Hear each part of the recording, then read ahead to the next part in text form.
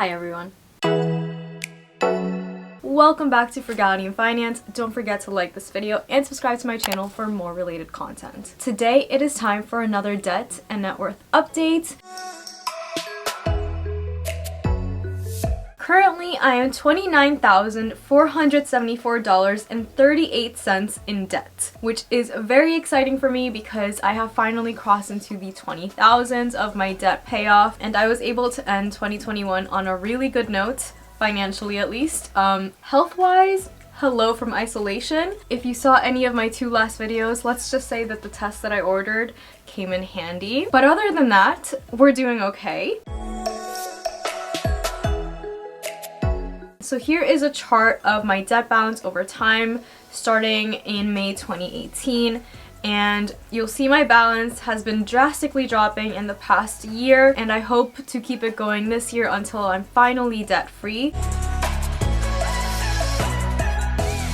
Next up is my net worth, which at the start of this month was at negative $4,808.15. Pretty significant difference from last month, where my net worth was negative $12,359.58 or so. This can be attributed to the $5,800 that I sent towards my debt last month, as well as my contributions to my 401k. I also will say that part of this net worth that I have right now is including an extra $1,000 that I haven't sent towards student loans yet.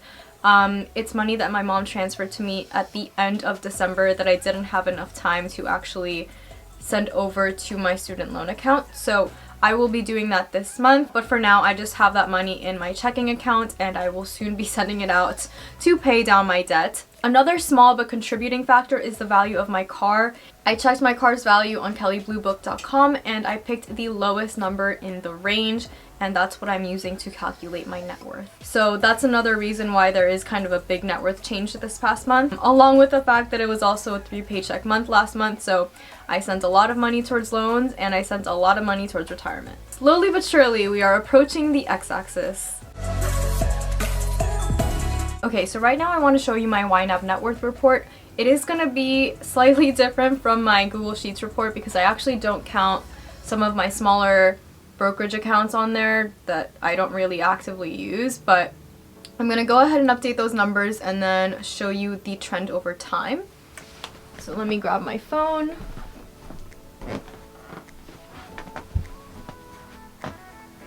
So it appears that my net worth on YNAB, at least right now, is negative $3,883.90. The main reason why this is over $1,000 different from my net worth on Google Sheets is because I don't really count any of the money above my emergency fund in my calculation. Just because I know that that's already allocated to my expenses during this month, that I don't really care to track it.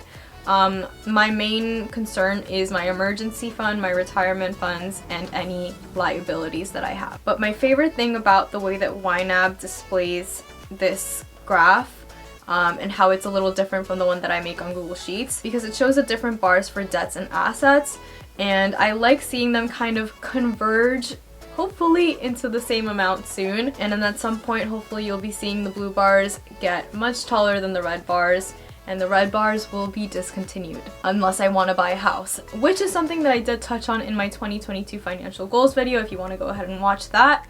I'm not really sure if I want to buy a house anytime soon or not, but it's something that I've been thinking about, so that's the only reason why I think that you would ever see a red bar again there. So since April, my net worth has increased by 91.8%, which is pretty cool. Last but not least, I would like to do my coast fire calculation, see if anything has maybe changed or not. So I love using this wallet burst calculator to figure out what my coast fire number is. And currently I am 25 years old. My retirement age is probably going to be 67. My annual spending in retirement I think will be around $30,000. You know, as long as insurance can cover any medical bills that come up and there are no issues with the spelling of my name, whether it has a hyphen or not, for the claims to go through, that would be great. And my current invested assets are $6,927.23. And my monthly contribution, that's including my company match, by the way, that's not me sending $600 every month, like, I'm not there yet. That is on average $600 every month throughout the year. And my investment growth rate is at 7%. My inflation rate is set to 3%, but we can see what happens. Safe withdrawal rate, 4%. I wouldn't change that. So based on this, my current FIRE number is $144,431. But let's say I change inflation to 6%. Whew. I don't like what it did there. I don't like what it did to that graph. Inflation! Girl, what are you doing? Okay, so if we are at a 6% inflation rate and it doesn't change anytime soon, my co-FIRE number at my current age is $493,814. I was not expecting that to change so much. Wow, that's a little painful. I would need that to go back down soon, please. That would be great. Or I could make my investments go up. Let's make that 10%. Not so bad. Maybe I'll reach that by the time I retire. It still says I'm 36 years away from co-FIRE though. So it's not a terrible thing.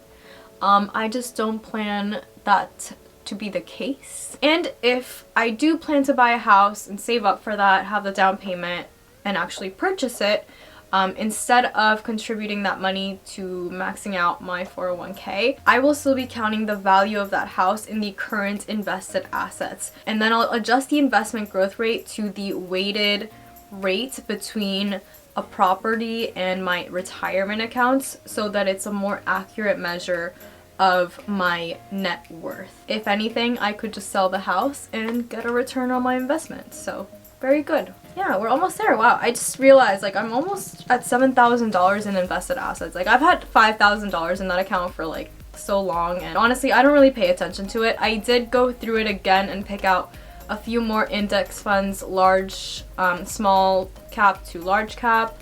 Took a look at the expense ratios and tried to pick cheaper ones that have performed pretty well. So hopefully that works out. I think that I'm gonna just periodically reevaluate my investments and, you know, see if they're working for me or not, depending on the state of the market, obviously. But I'm pretty happy with that account for now, so no changes to it anytime soon.